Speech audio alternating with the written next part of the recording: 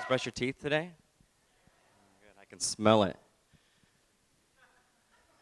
from here, especially in the back. My name is Adam, and I'm here today to quickly talk to you about one of the things that I believe is one of the most important skills that you can have in life, and that is the skill, the art of improvisation. So today I'm going to give you just a quick snapshot of a presentation called And That's the Way It Crumbles. Good? Come on, ready? All right, I'm a history teacher, so of course I'm going to start out with a boring historical, thanks Quentin. In 1709, people started to create these little houses. They were actually called toll houses. And, you know, has anybody been through a toll, had to pay a toll to go through? Right, so they started to build these toll houses, mostly in the New England states. And there was one they built in 1709 called the Toll House. And people would stop, drop their horses off, but the main thing was to get a good night's rest and a good home-cooked meal. So a few years later, in 1930, two people bought the toll house. Okay, they weren't using it as a toll house any longer, but they said, this house is pretty cool. So I'm going to go ahead and remodel it, and we're going to turn it into a lodge. And this woman and her husband bought it, and her name was Ruth Wakefield, and this is her right there. And they bought the toll house. They turned it into this place called the Tollhouse Inn. Now, in keeping with colonial tradition, what Ruth wanted to do was to really invite people into their home, and cook them some good meals. But what she was mostly known for were her butter drop cookies. Anybody had a butter drop cookies? Yeah. So in her recipe, she would make, one night she was in her kitchen making the butter drop cookies and realized that she didn't have her secret ingredient, which was cocoa powder. So she would add a little bit of cocoa powder in the batter to have that like extra spice, extra flavor. And she was looking around, she's like, out of cocoa powder. So she had to do what? Improvise. She was looking around, she found in her pantry a chocolate bar from a company called Nestle. And she thought, well, I don't have any cocoa powder, so I'm going to crumble up this chocolate bar, I'm going to drop it in the batter, I'm going to mix it all up, and surely, when it bakes, that chocolate's going to mix in the batter. And it's going to taste just like my original recipe.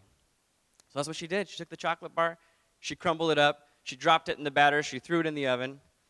And when she opened the oven door and she pulled it out, she noticed what? It didn't melt. It didn't mix in the batter like she had originally planned. She pulled the cookies out, and in there were individual chunks of chocolate in the middle of her batter. And she thought, well, what am I going to do? I got to serve it to my guests anyways. So she did. She took the cookies out, she served them to her guests, and it was a hit. In fact, it was so popular, a newspaper in Boston picked up her recipe and published it for all to see. She had people from all over New England traveling to the Tollhouse Inn in order to eat the cookie. She actually called Nestle and said, hey, do you think you would be able to print my recipe on the back of your chocolate bars? Nestle made an agreement, and they said, yeah, sure. So Nestle started to produce their chocolate bars with her recipe on the back, and in 1939, the Tollhouse Chocolate Chip Cookie was born. In fact, in 1939, Nestle began to package what we know today as chocolate chips. So out of an improvisation, a moment in time that she had to make a choice, to think on her feet, she made something completely new and really revolutionized what we would call a cookie, or what we do call a cookie. When you feel free to improvise, you can create amazing works of art. And the thing to keep in mind is that improvisation is a verb. It's not a noun, it's not an adjective, it's something that we have to do. How many of you have improvised before? Yeah, it's something that we do every day. We have to be able to think on our feet. It can actually create a symphony of creativity. So we're going to do a quick activity right now. Raven, put your hand up. What's up, girl? How you doing? Good? You doing good today? Slept well last night? Yeah, good. All right. You must have because you can't talk very well this morning. Yeah, okay. All right, you see, everybody see Raven here? Everybody to my left is going to be Boomba. Can you say it with me? 1, 2, 3. Ooh, yeah. Breath smells wonderful. Everybody to my right is going to be hey. 1, 2, 3. Hey, what's up? So, ladies and gentlemen, we are going to be creating a symphony. Ladies and gentlemen, welcome to the 2015 OASC Symphony of Campers.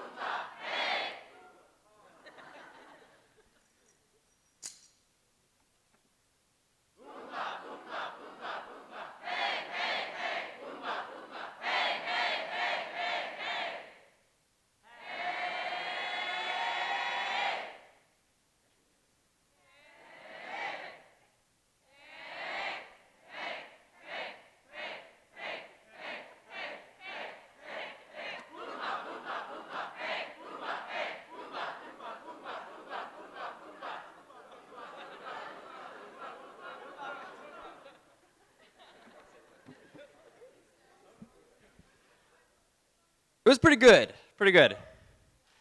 Something was missing, though. I don't think it's quite right. I heard a lot of boomba, I heard a lot of hey. Alex, you want to help me out real quick? Come up here, brother. Think you have an idea how to spice it up a little bit? Yeah. All right. All yours. All right, so we're going to split up into thirds for this next one. So we're going to split everyone to the left of Rosie over here, or to the right of Rosie, I guess. You're going to be boomba. Everyone in this middle section is going to be hey. And everyone to the right, or the left of Tessa is going to be cha, okay? You guys ready to do this?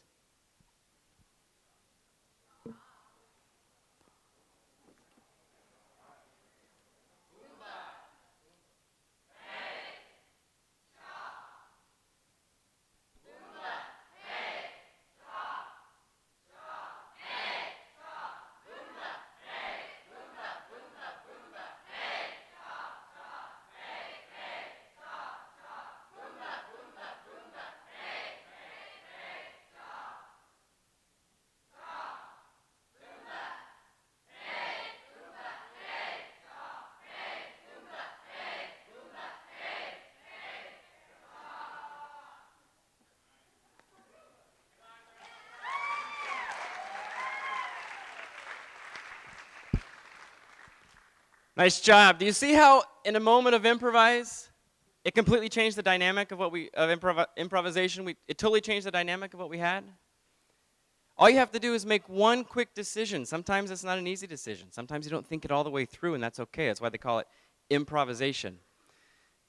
Why do we fail to improvise? Shout it out. Why do you not improvise something? You're scared. You're afraid. Right? I'm here to say today, don't be afraid. Don't be afraid to fail.